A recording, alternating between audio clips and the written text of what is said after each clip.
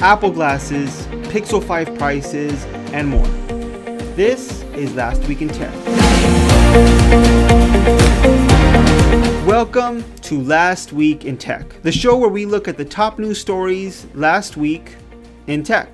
My name is Jonathan. If this is your first time here, thanks for watching. And if you want to see more videos on tech news, tech reviews, everything on tech, make sure to subscribe to the channel, Retethered, and hit that notification bell icon so you don't miss any of our new videos. So let's get started. Let's start off with Apple Glass. Yes, Apple looks to be making their own AR glasses. Jon Prosser from Front Page Tech has been the leaky faucet for Apple this past week. I guess we kind of expected Apple, or at least we hoped Apple would come out with their own AR glasses. I mean, if you remember Google Glass, you know that wasn't much of a success, but nothing really takes off until Apple does it. I mean, let's face it. So let's look at some of the details that Jon mentioned or leaked on Front Page Tech. Let's start off with price. Jon from Front Page Tech mentioned that the price would start at $399 plus the price of prescription. That's actually a lot cheaper than I expected the price to be, but there's a reason for that. Front Page Tech also mentioned that all the data would be processed through your iPhone. So kind of like that first generation Apple Watch that did all of its data processing on the phone, and that kind of made for a really slow user experience. Well, the same thing's gonna happen with the Apple Glass, at least the first generation. Hopefully, as it starts to improve, so will the processing, and maybe they'll come out with, I don't know, a G chip.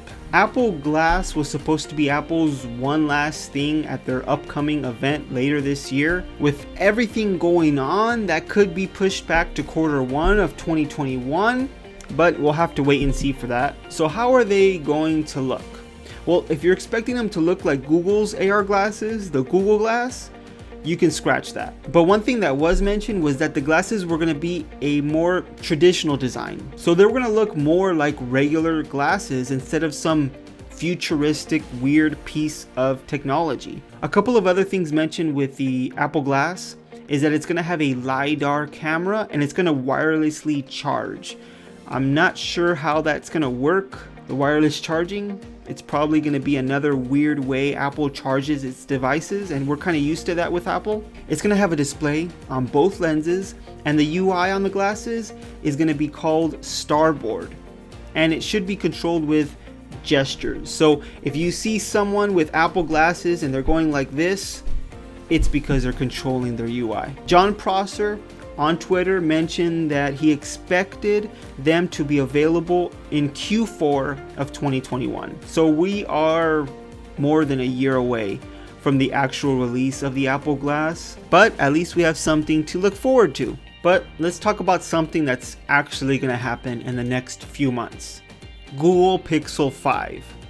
And I'm sure most of you that are watching weren't the biggest fans of the Google Pixel 4. I mean, let's face it, it wasn't a huge success when Google announced it. And that's mostly due to poor battery life and also the price. The Google Pixel 4 started at $799 for the regular version, and the XL version started at $899. Which isn't cheap for a smartphone. It isn't the most expensive smartphone out there, but for what you got on the Pixel 4, it was a little expensive. Well, the good news is that Google may be learning from their mistakes with the Pixel 5. Google has been sending out a survey that's hinting that the Google Pixel 5 can actually be $100 cheaper than the Pixel 4. So instead of the $799 and the $899 for the XL version, it would cost $699 and $799 respectively. There has been a few leaks of the design of the Pixel 5, and to be honest, I'm a little concerned about the design. It doesn't look very appealing to me personally. Maybe you like that weird camera bump, but it just looks, I mean, for me it just looks weird. But that brings me to a question that I want to ask all of you.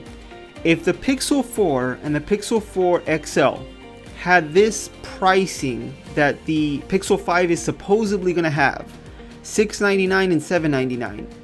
Would that have made the Pixel 4 more compelling to you? Let me know with a comment down below. But let's get into some deals, because Monday is Memorial Day, and of course Memorial Day has a lot of tech deals. So let's look at some really good tech deals that are actually available starting now. Let's start off with the Apple HomePod. Do you remember what the Apple HomePod was? If you don't, I don't blame you. It was Apple's smart speaker with Siri built in that kind of was released and forgotten. And the main reason it's forgotten, or people don't really think about Apple as a smart speaker, is because the price. It was $300. There's a deal now that actually cuts that price by $100. So instead of that $300 price tag, it's $200. So maybe now that it's $200, it's worth it? Maybe? Well, the iPad is definitely a popular product, and now it's $80 cheaper. Usually it's $329.99, which is still a really good price for an iPad. When Apple first released this iPad at this price, I thought it was a good deal, but they're actually slashing that price, at least at Best Buy, $80. So you can get the iPad, regular iPad, 10.2 inch for $249.99, a really good deal. This is the latest model iPad that supports the first generation Apple Pencil. If you're looking for a smartphone, there are also a lot of good deals, and Samsung has one of those good deals. You can get up to $250 off a Samsung Galaxy S20. So you can buy the Samsung Galaxy S20, the regular version, not the Plus or the Ultra. The regular, well, you can also get the Plus and the Ultra for $250 off. But just specifically talking about that regular S20, you can get one for $749.99 with activation. So it's actually a pretty good deal if you're looking to get a smartphone. All the links to these deals will be in the description below, so if you're interested, take a look at them. And that's pretty much it for this week. Last week was a really interesting week in tech. Thanks for watching, guys. If you liked the video, please give it a thumbs up, and remember to subscribe to the channel and hit that notification bell icon so we can let you know when our new videos are available. Thanks for watching once again, and I'll see you guys next week.